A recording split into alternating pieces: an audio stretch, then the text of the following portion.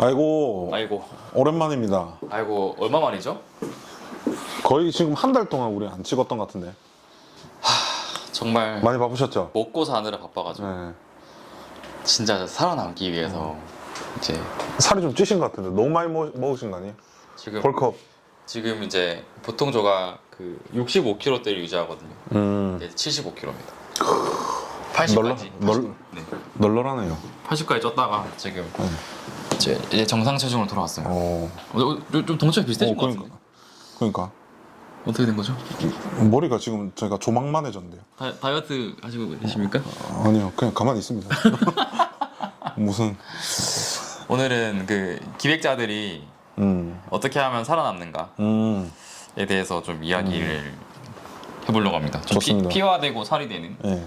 그 신진 기획자들이 어떻게 살아남을 수 있을까? 이 척박한 문화예술 촌 창업 이 취업, 시인에서 네. 씬 그러니까 우선 기획자가 무엇일까? 정의를 좀 설명해 주시면. 기획자는 그 사실 작가 포함 그 문화예술 그 사업의 대장이 되는 사람들이에요. 총괄. 네네. 네, 캡틴이 되는. 네, 기획자들은 사실 뭐 자기가 그 주도한 사업을 이끌어낼 수 있는 사업 대장들이죠. 디렉터들이죠. 그거 안 한 사람들은 사실 기획자를 할 수 없어요. 그러니까 기획자가 제가 생각하는 기획자의 허들은 그 내가 총괄한 사업이 있다부터 시작이에요. 뭐 근데 그게 뭐 기관 사업일 수도 있고 민간 사업일 수도 있고 뭐 내가 친구들이랑 하는 걸 수도 있어요. 그런데 이제 내가 전부 다 조율해가지고 뭐 초대하고 만들어내는 사업을 하는 사람, 그게 일인 사람. 그러니까 내가 뭐 뚜렷한 메시지를 가지고 사람들을 어느 시간과 공간에 모아서 이제 그런 그 향유를 이끌어내는 사람들인 거죠. 그러니까 단순히 어떤 기획서를 쓰는 사람은 아니다. 네, 페이퍼 하는 사람은 사실 기획자 할 수 없어요. 리스크를 가져가는 사람이어야 돼요. 페이퍼 쓰는 애들은 사실 리스크 안 가져가거든요. 어디 가서 만들어봐. 그러면 당사자가 아니야. 이걸 써가지고 망할 수 있다라는 거에 대한 파운더적인 역할이 좀 있어야 된다. 네. 그러니까 하나의 사업 아이템을 운영하는 네. 그런 건데 이제 예술씬에서는 그러니까 전시가 이제 네. BM이 되겠네요. 어떻게 보면. 그 창업자랑 저는 같은 역할을 한다 생각하거든요. 저는 그 전반적으로 그 예술계에 있어서 엑셀러레이시즘을 믿습니다. 엑셀레이즘? 레이시즘. 레이시즘? 예. 있는 말입니까? 뭐 그냥 그 지금 상업 자본주의랑 그 기술이랑 자본에 의해서 그 예술이 돌아간다. 라고 좀 생각을 하거든요. 저는. 그래서 저는 그 사업을 하고 전시를 하고 할 때 완벽하게 저는 계산을 하고 접근해야 된다 생각해요. 그걸 못하기 때문에 힘든 거라고 생각하거든요. 그러니까 지금 사람들이 그 기획을 해서 돈을 벌 생각을 해야지. 사회적 메시지는 너무 당연한 거예요. 너무너무 맞아. 당연한 거기 때문에 그거 못하는 사람 없어요. 예쁜 거 못 만드는 사람 없고 메시지 안 가진 사람이 없어요. 그렇죠. 그래서 우리는 돈까지 벌 수 있어야 이게 되는 거지. 그게 살아남는 방법이에요. 그래서 내가 이거 하는데 내 생활비 나와야 되죠. 다 떼고 나서 차 떼고 표 떼고 운송비 떼고 작가비 주고 이제 뭐 연출하고 뭐 전부 다 떼고 나서 그 내가 삶을 영위할 수 있을 만큼 돈을 벌 수 있는 기획인가 한번 생각을 해보고 그게 안 되면 본인 능력이 부족한 거예요. 좀 운대가 안 맞을 수도 있잖아요. 어떻게 보면 그러면 자기가 아직 기획할 능력치가 없어. 그러니까 수익이 확실히 날 수 있는 뭐 티켓팅을 한다든지. 근데 내가 예측을 해야 되죠. 네. 내가 이거 티켓 팔아서 얼마 할 수 있다 이걸 예측을 해야 되는 거죠. 어떻게 생각하십니까? 살아남는 방법이 있을까요? 저는 우선 많은 이들이 공감할 수 있게끔 그 공간에 올 수 있게끔 그 파급력이 우선 있어야 된다고 봅니다. 그러니까 아이테르도 사실 그런 측면에서 컨텐츠를 되게 다양하게 운용을 하잖아요. 뭐 좀 이상한 것도 찍기도 하지만은 그 안에서 어떤 예술적 문법을 충분히 답습을 한 상태에서 사람들이 뭐 좀 니치한 경우들도 있고 굉장히 다양한 사람들도 접근할 수 있게끔 그런 저는 시도가 가장 표준화되고 좀 이상적이지 않나? 더 잘하는 사람들도 물론 뭐 있겠죠. 네. 근데 특히나 또 예술계는 좀 폐쇄적인 그런 게 강하잖아요. 자기만의 어떤 세상, 네. 공공재로서의 어떤 역할 이런 거보다는. 네, 맞아요. 네. 그런 걸로 볼 때는 어떤 뭐 그런 기관 사업을 제외한 네. 사람들에게 알리는 부분에 있어서의 기획자의 어떤 모먼트는 그런 어떤 파급력을 만들어내서 뭔가 있거나 아니면 그런 사람들을 좀 이용한다든지 그런 사람을 잘 설득해서 할 수 있는 이게 돈이 나오는 이제 루트를 보면은 B2C, B2B, B2G 세 개 중에 하나거든요. 다 다른 선택지가 없어. 다른 루트가 없어요. 대중한테 돈을 받을 거냐, 아니면 기업들한테 돈을 받을 거냐, 아니면 기관한테 돈을 받을 거냐, 세 개 중에 하나를 선택해야 되거든요. 근데 대중한테 돈을 받는 거는 그 뭐 문화예술 사업하는 사람들은 대관, 파티룸, 티켓, 예서로 이렇게 분류가 돼요. 근데 그게 자본이 크지 않은 사실 어렵거든요. 대중들은 그 정규 분포상에서 가장 높은 그 선택을 받는 것을 따라 소비하기 때문에 그것은 가장 많은 돈이 필요해요.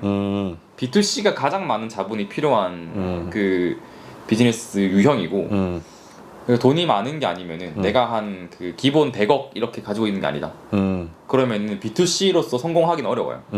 왜냐면은 지금 그 기업들, 그러니까 B2C로 들어간다고 하면 우리는 지금 대기업들이랑 붙어야 되거든요. 그렇죠, 그렇죠. 뭐 대림이랑 리움 이런 이제 뭐 국현리, 대림, 리움, 뭐 지금 그라운드시도 이런 것도 올라왔는데 그분들이 다루는 단위가 최소 몇십억이에요. 근데 그거가 없으면은 그러니까 그걸 여러 번 해야 된다는 거죠. 그럼 최소 100억 이상 필요하겠죠. 그게 안 되면은 사실은 B2C 사업은 들어가기 어려워요. 그리고 요즘에 또 이제 다른 그 대안으로 나오는 게 뭐 에어비앤비 그런 게 있죠. 에어비앤비나 이제 뭐 스페이스 클라우드 이런 거 통해 가지고 대중들한테 이걸 대관을 렌탈할 수 있는 게 있는데 이거는 한번 시도해 볼 수 있죠. 에어비앤비 정도. 그 만약에 내가 예술인이지만 에어비앤비를 어떻게 녹여낼 건가요?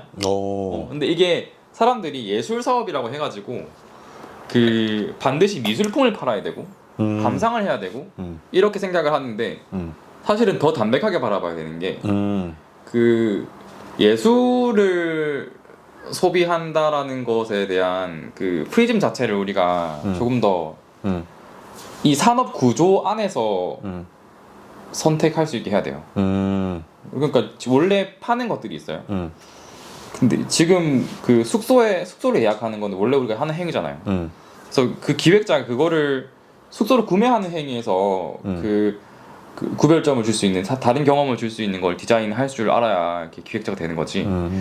그 미술품을 또 다르게 팔 거야 이건 아니라는 거죠. 원래 있는 그 사회 서비스들 중에 내가 어떤 라인으로 그 나의 아이덴티티를 녹여낼 것인가가 그 대중들이랑 그 교점을 찾아내는 일이고 그게 안 되면은 일단 B2C 사업을 할 수 없다.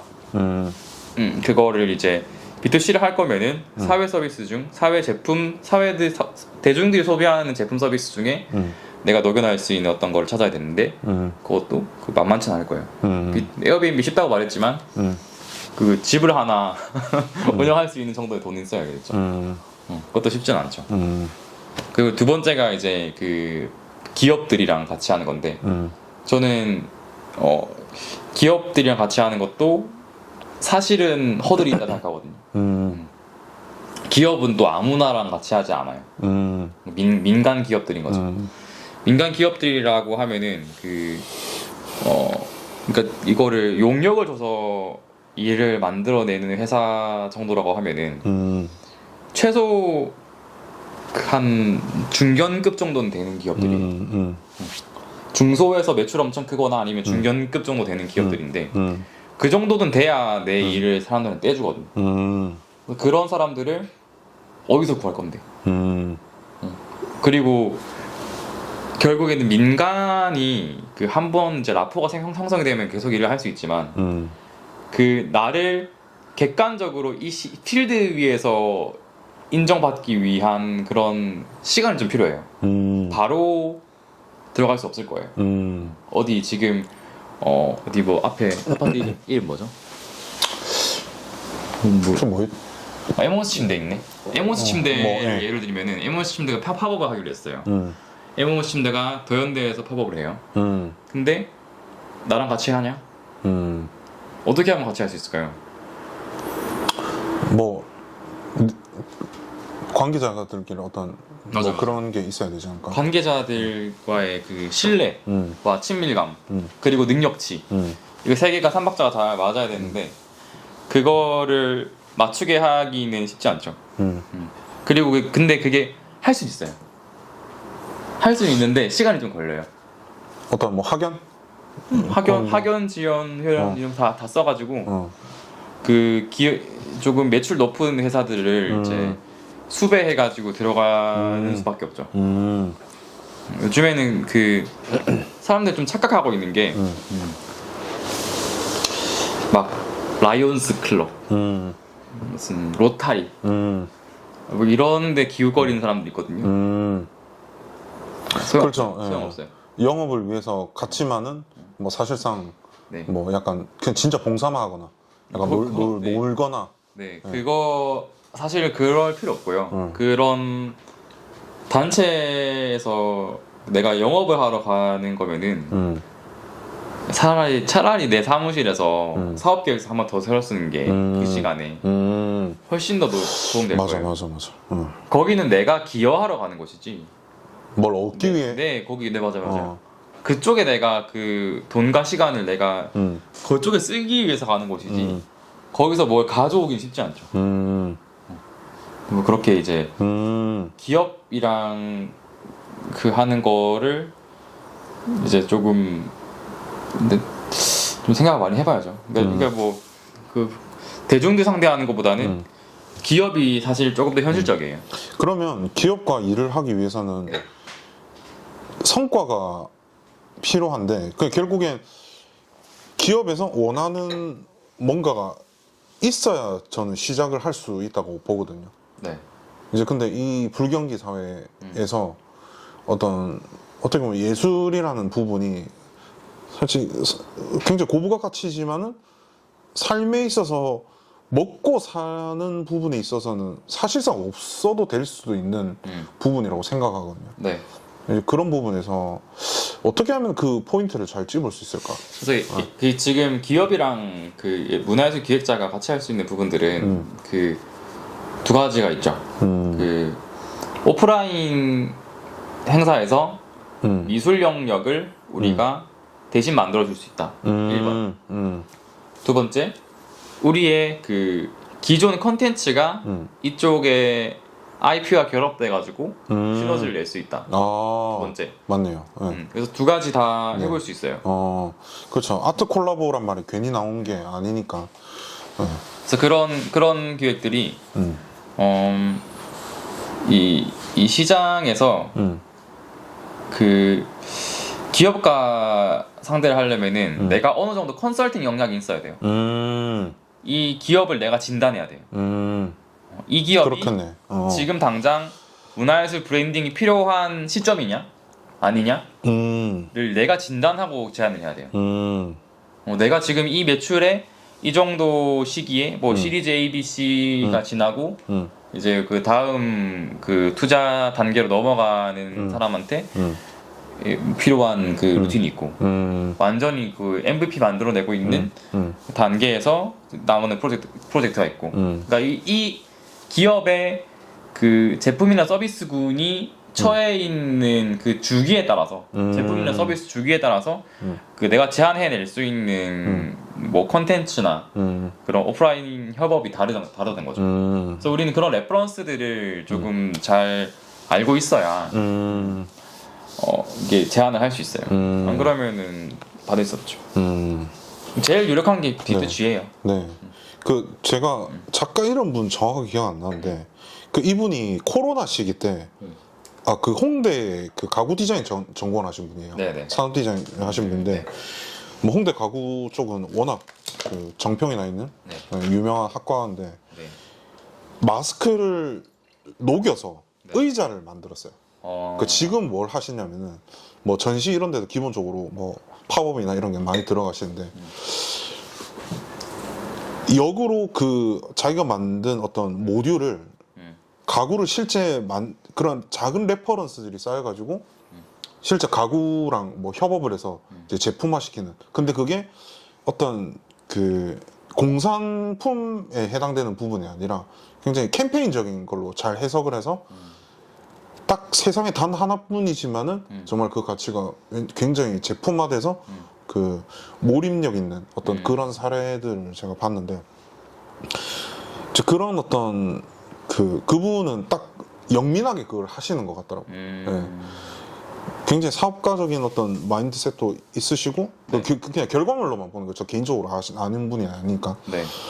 이제 그러면서도 어떤 자기의 어떤 아이덴티티와 어떤 사회적 어떤 공헌적인 내용들도 있으면서 미학적으로 굉장히 뛰어난 이제 그런 것들을 잘 맞춰서 그냥 크리에이터 자체가 그냥 기획자가 돼버려서 따로 뭘 이렇게 하는 건 아닌 것 같아요. 물론 그런 뭐 이렇게 팝업이면은 시설이나 설비적인 면에서 물론 이렇게 조언을 주셔야 되는 그 관계자들도 있겠지만은 그냥 그 어떤 작업 하나만으로 그런 모듈을 생성하는 그 하나만으로도 이렇게 모든 포지션을 사실 먹게 되는 뭐 그게 진짜 설레이긴 하나 그게 사실상 쉽진 않다. 네. 맞아요. 사실 이게 미술 사업을 하는 사람들이 문화의 사업들이 거의 다 이제 동네 장사, 지인 장사인 경우가 많아요. 근데 사실 이게 그 너무 비관적으로 볼 필요도 없는 게 원래 장사가 다 동네 장사고 그렇죠. 네. 다 지역 장사예요. 피렌체도 동네 장사였어요. 피렌체도 그거 센트럴 1km밖에 안 돼요. 그것도 그냥 동네 장사인 거예요. 그렇죠. 내 주변도 네. 설득이 안 되는데 무슨 저 지구 반대편에 대륙에 있는 어떤 이름도 모르는 사람에게 설득하는 거는 사실 어물성설하는 내가 근데 지역색을 뚜렷하게 가져간다라는 것 자체가 사실은 글로벌해진 거예요. 그러니까 로컬 중에 내가 하나를 완벽하게 그 만들었다라면은 그거 자체로도 이제 그거죠. 글로벌화 된 거죠. 내가 그 세계에 있는 지역 하나를 그 나의 그런 IP로 물들였다면은 그러면은 좋은 거죠. 그리고 저는 그 B2G의 영역에서 그 활동을 하는 게 저는 맞다고 생각을 하거든요. 왜냐하면은 예술 그런 사업들은 결국에는 사회 공헌적인 성격이 들어갈 수밖에 없어요. 근데 모든 기업들이 어느 정도는 이제 사회 공헌적인 성격이 들어가는데 예술은 너무 적합해요.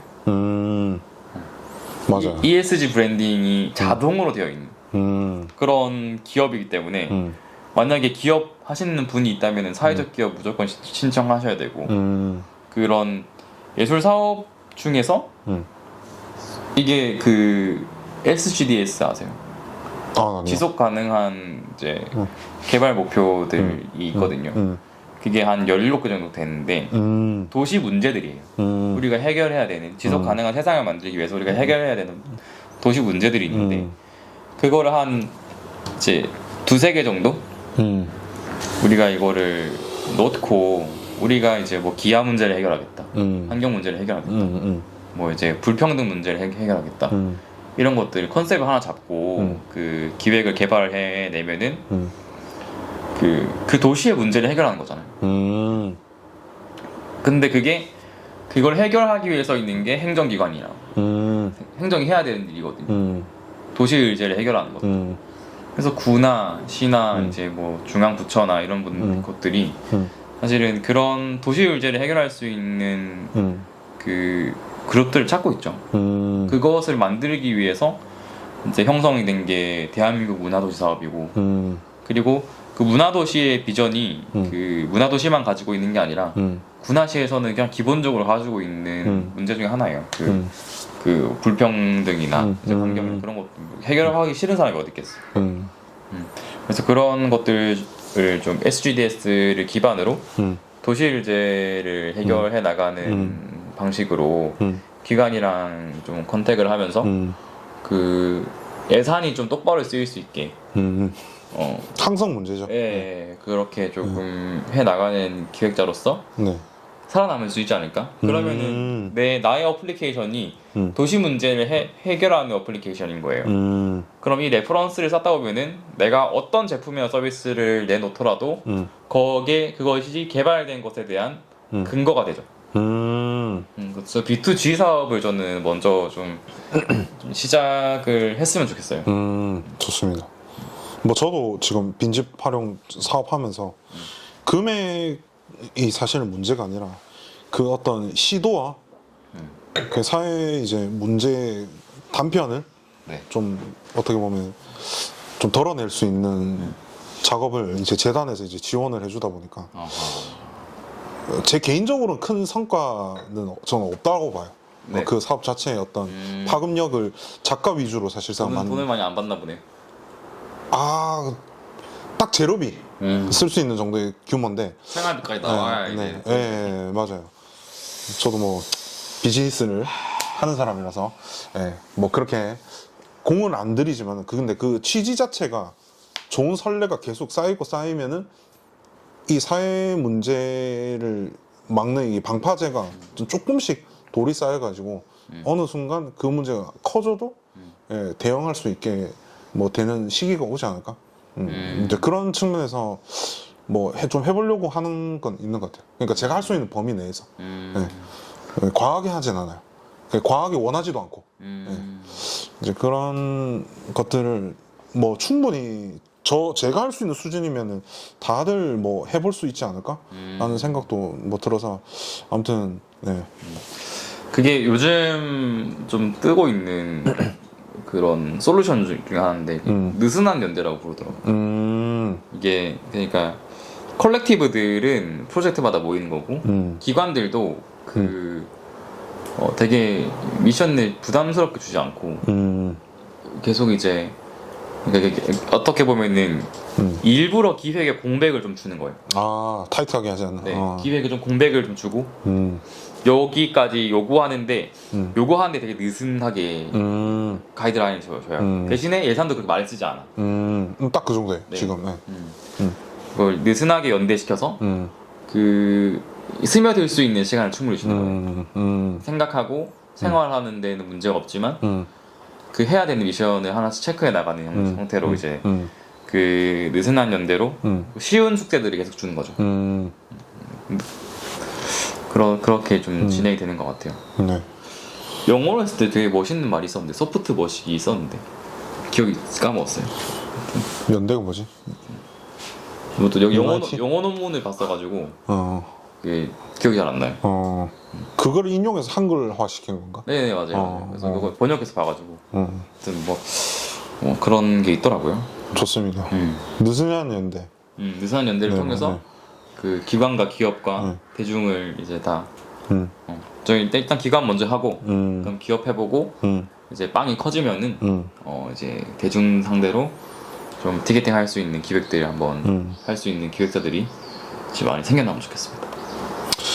좋습니다. 아이테르. 막판에 아이테르랑 온더버트 또 언제나 열려 있으니까 네. 기회가 되신다면 네. 또 찾아와 주시면 감사하겠습니다. 그래서 저희는 이렇게 얘기를 좀 나눌 수 있는 분들이 많아지면 좋겠어요. 저희 이제 게스트석은 항상 열려 있으니까. 저희는 그 보이는 라디오보다 더 공격적이에요. 왜냐면은 저희랑 같이 이제 그 출연하시면은 같이 사업을 할 수가 있습니다. 맞습니다. 네. 네, 사업이 계속 열려 있어요 저희가. 온더부트도 이제 그 부산 로컬에서는 상당히 활발하게 활동하고 있는 팀이고 아이테르는 이제 전국 단위로 네, 활동하고 있기 때문에 좋습니다. 일이 항상 많아요. 네. 이렇게 뭔가 준비된 분이 계신다면은 항상 언제든지. 협업을 하고. 꼭 막 너무 부담을 안 느끼셨으면 좋겠어요. 어차피 두드려야 될 거면 좀 더 경험을 해본 사람들과 좀 쉽게 내가 기획을 해보겠다라고 생각이 든다면은 네. 이제 그런 작은 시도가 또 큰 발걸음이 될 수 있으니까 또 동구 그 슬로건이 빅워크 뭐 그거잖아요. 빅워크요. 아 부산 동구. 그리고 다 저희 다 동구에 있기 때문에 네네 맞아요. 동구 이제 전시 공간이 많이 생기고 있어요. 네 그래서- 희한하죠. 네. 근데 그게 아이테르가 생겨난 기점부터 계속 생긴 것 같아요. 그러니까요. 네. 희한하게. 약간 음모론처럼. 네. 아이테르 음모론. 저가 이제 동구 땅에 두고 약을 풀었다. 야, 누가 누가 동구 이제 수도에 누가 약을 풀었다. 네 맞습니다. 그래서 많은 또 작은 도전들이 되었으면 좋겠습니다. 네. 맞습니다. 저희는 여기까지 하도록 하겠습니다. 감사합니다. 네, 오늘 피가 살이 되는 이야기에서 너무 좋았습니다. 피가 살이 된다고요? 피가 살이 돼요. 와, 굉장히 아프겠는데. 피가 살이 돼요 원래. 네, 그렇죠, 그렇죠. 피가 돌면서 살이 되잖아. 그렇죠, 그렇죠. 맞는 말이네. 알겠습니다. 고생하셨습니다. 안녕. 오늘 게스트 분도 한마디 하시죠. 안녕. 네, 수고하셨습니다. 네.